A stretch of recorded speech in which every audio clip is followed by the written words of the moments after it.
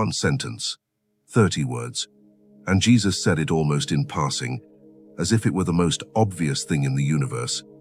Fear not, little flock, it is your Father's good pleasure to give you the kingdom. Most people read that and feel comforted. But what if comfort isn't what's happening here at all? What if this sentence is not emotional reassurance, but a frequency installation? A rewiring of the deepest identity code you carry? Because when you hear it correctly, not through religion, not through doctrine, but through the physics of consciousness, something in you permanently shifts. The scarcity program that has been running silently in the background of your life begins to dissolve, and the kingdom, the quantum field of divine abundance, opens. That is what we are going to unlock today. Before we decode Luke 12:32, we have to understand the enemy, not the enemy out there, the enemy running inside you. Gregg Braden has spent decades bridging the language of ancient scripture with the discoveries of modern quantum physics. And one of the most radical things he has documented is this. The human body is a living broadcast system. Every thought, every belief, every deep assumption about the world, you are broadcasting it as an electromagnetic signal into the quantum field around you. Science now confirms what mystics always knew. The heart generates an electromagnetic field that extends several feet beyond the physical body. Your emotional state, your frequency, is literally shaping the field you walk through. And here is the problem. Most of humanity has been running, since childhood, on a deeply encoded frequency of scarcity. It doesn't sound like a voice. It sounds like facts. There's never enough. Money is hard to come by. People like me don't get wealthy. I have to earn my place. The universe doesn't really care about me. These aren't just thoughts. These are electromagnetic programs, installed early, reinforced constantly, and mistaken, almost universally, for reality. Think about when the installation happened. Most of us were between 3 and 7 years old. Brain science tells us that in those early years, the brain operates predominantly in theta wave state, the same brainwave frequency used in hypnosis. Children in theta are not filtering, analyzing, or questioning incoming information. They are absorbing it directly into the subconscious as absolute truth. So when a parent said, in a moment of stress, "We can't afford that," the child's theta brain did not hear a temporary cash flow comment. It recorded a law of the universe. There is not enough. When a household operated in financial anxiety month after month, the child's nervous system learned to associate life itself with the feeling of scarcity. No words needed. The frequency was transmitted directly. And then we grew up and called it our personality. We called it being realistic. We called it wisdom. And we walked into adulthood broadcasting a frequency that was never ours, one that was handed to us before we had the capacity to refuse it. That is what Jesus came to interrupt. And here is where Luke 12:32 becomes the most radical verse in the New Testament, because Jesus does not say, "Work harder and eventually you'll be okay." He doesn't say, "Pray more and maybe your situation will change." He says something so precise, so specific, so loaded with quantum intelligence that 2,000 years of religion has barely scratched the surface of what it actually means. Let's go word by word, because every single word is deliberate. Fear not. This is not a dismissal of your emotions. In the original Greek, maphobo, this is a command to cease an ongoing action. You are already in a state of fear. You are already broadcasting that signal. And Jesus is saying, stop transmitting that frequency. Why? Because fear is not just an emotion. Fear is a contraction signal. In quantum terms, fear collapses possibility. Fear narrows the field.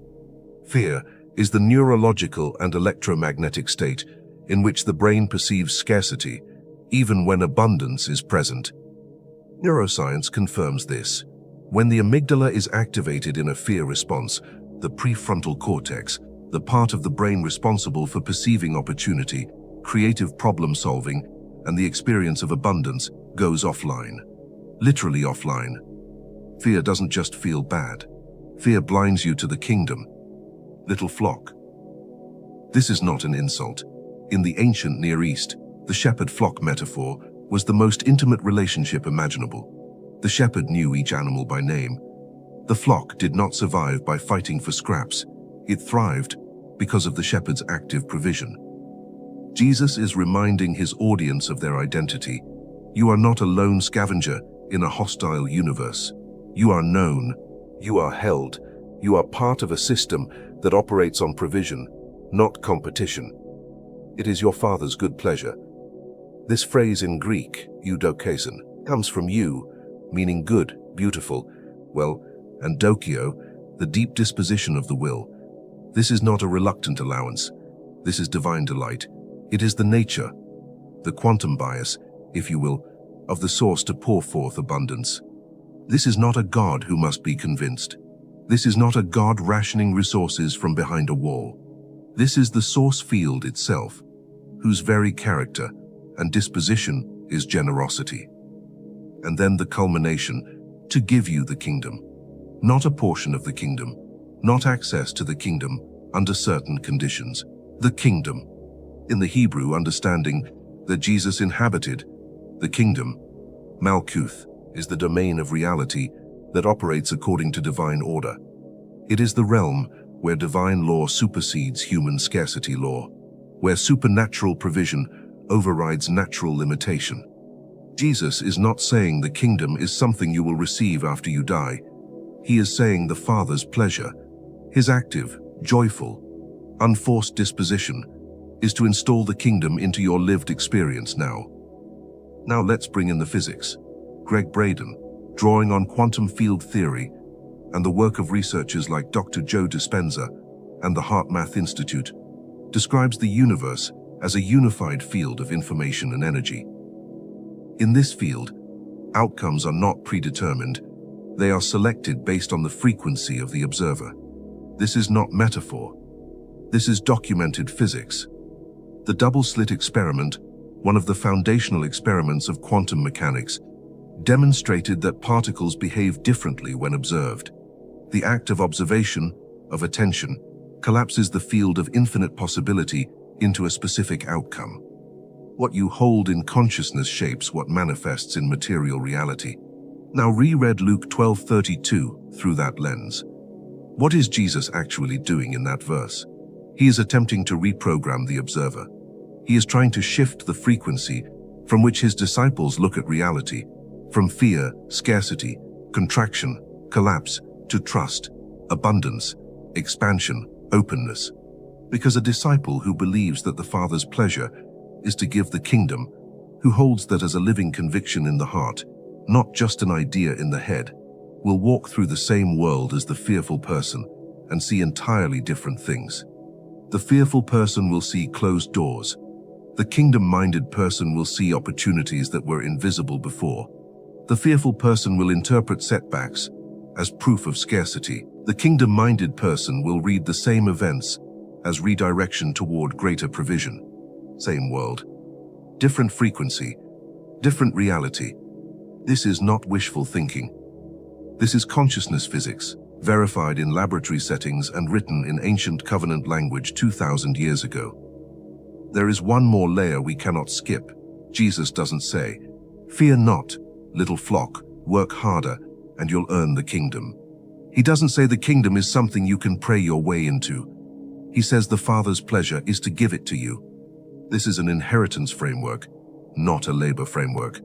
And that distinction changes everything about your financial identity. In the Roman world, Jesus' audience knew exactly what inheritance meant. The heir did not earn the estate. The heir received the estate because of who they were, because of their relationship to the Father. The heir's job was not to produce the wealth from scratch. The heir's job was to steward and multiply what was received as a birthright. This is your quantum royalty code. You are not a beggar at the door of abundance. You are not an employee earning your way into provision. You are not someone who must convince God to bless you. You are an heir. The kingdom is your inheritance. And the Father's deepest pleasure, his Eudokia, his divine delight, is to release that inheritance into your experience. The question is never whether the kingdom is available. The question is whether you are tuned to receive it. Let me say that again in a different way, because it matters. The heir does not work to produce the inheritance. The heir works from the inheritance.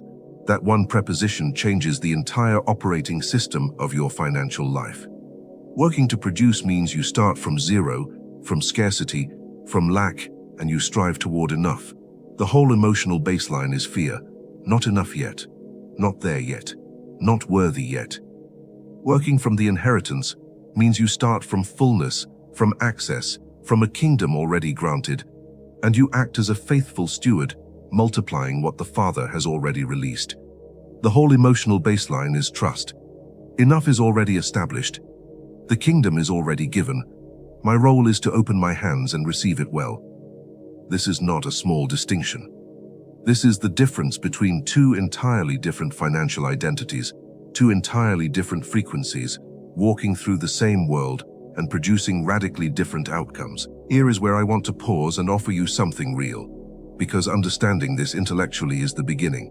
But the scarcity program doesn't leave because you understand the theory. It leaves because you replace it, daily, deliberately, at the level of the heart. That is exactly why I created the Quantum Wealth Scripture Journal, 30 days of Bible plus quantum wealth activations. Each day gives you a scripture, a quantum reflection, and a practical money move. It's designed to do exactly what Jesus described: delete the old frequency and install the kingdom identity from the inside out. If this video is resonating with you, this journal was made for you. The link is in the description and in the first comment. Grab it and let the 30 days begin. Now back to the code. So how do we actually make the shift? Gregg Braden is very specific about this.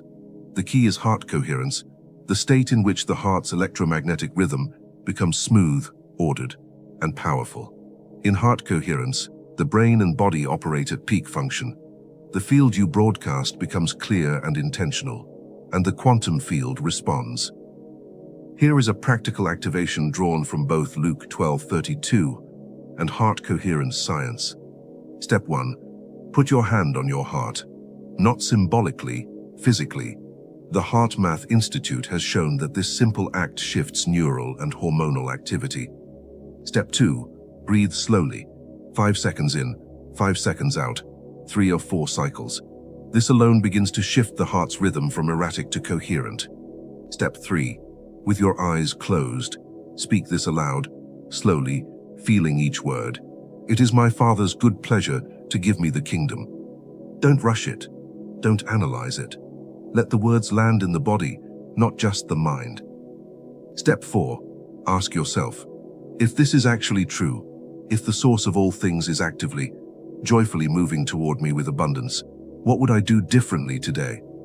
That question is powerful because it bypasses the scarcity program entirely. It asks your brain to operate from the reality of the kingdom, not the perception of lack. Do this daily. Do this especially in moments of financial fear or constriction. You are not escaping reality. You are upgrading the frequency from which you perceive and engage reality. And here is what will happen over time. The scarcity program, which has been running for decades, will begin to lose its grip, not because you forced it out with willpower, but because you stopped feeding it attention and began feeding a different signal. The old program runs on repetition and reinforcement. So does the new one. Every time you return to this activation, every time you speak that sentence and let it land in your body, you are laying down new neural pathways. You are building a new electromagnetic default. Scientists call it neuroplasticity. The covenant tradition calls it renewing your mind. It is the same process, described from 2 different vantage points across 2,000 years. Let me leave you with this. The universe you live in contains approximately 2 trillion galaxies. Each galaxy contains hundreds of billions of stars. The energy released by the sun in a single second could power civilization as we know it for 500,000 years. Scarcity is not the law of the universe. Abundance is the law of the universe. Scarcity is a human program, a social construct, a frequency we adopted, often in childhood, often under trauma, and have been broadcasting ever since. Luke 12:32 is not religious comfort. It is a reset command. Jesus looked at people trapped in fear, afraid of food, afraid of money, afraid of tomorrow, and he gave them a single precise frequency instruction. Stop broadcasting fear, receive the kingdom. It is your Father's delight to give it. And when Gregg Braden maps this against the quantum field, what he finds is not mysticism, it is mechanics. The mechanics of consciousness, operating in a responsive universe. The kingdom is not a place you go. It is a frequency you hold. Scarcity is not your reality. It is a program running on old hardware. And today, right now, you have the code to delete it.